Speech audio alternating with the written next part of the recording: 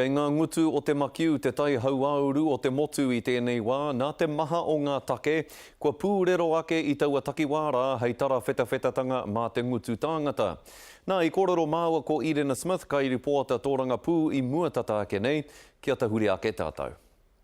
Papaki ana ngā tai whakahe o ngā motu nei, ko te whakatūrohe Māori te take. Engari, kei te tonu te koro matua ki tāna, e whakapono nei. E kōkiri tonu ana, te kaupapa. The reality is, it's actually about including the Māori voice at the table.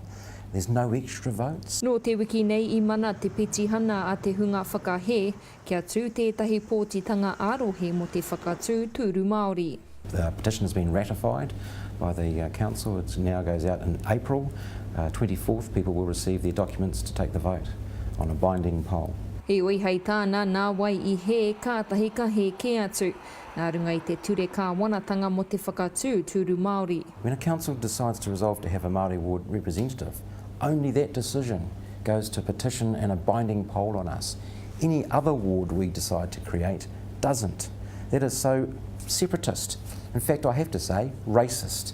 Kei a te iwi kāinga o rātou ake whakaaro mo tēnei take. Kei te tohe tonu wainga I a mate mo tēnei huarahi ko ngā tūru Māori ara ko ngā wards. Kia ki te mehea tōna wariu. Ko tōna tūranga hei koro matua kei te whakamātautauhia. Engari ko te hiahia kia tūia hei tauira mo te iwi kuare. Can any of us speak Māori? Can we understand Māori culture? I have to say I never did, and still don't really. I'm coming up 50 years old. So the job can go, because things in life sometimes are bigger than a job. Kua puta tō mātou koro matua I te kuare ki te mōhio, ki te rongo I ngā nawe ana kātahi nei ka mōhio e tikana tēnei huarai. Hei tērā marama ka kōrero te hunga noho o ngā motu, engari kaore pea tēnei tohe e whai niho. Tuia ki ngā tōranga pū ārohe, kua tai mai hoki ngā minita o te kāwanatanga. No te roanga ki o tēnei rā I huitahi te minita whakawhanake Māori a te Ururua Flavel me ngā rōpū ā iwi. Āpiti atu ki tērā I haere tahia me te minita whakatau I ngā kreme tiriti a Chris Finlayson ki te pā o Parihaka.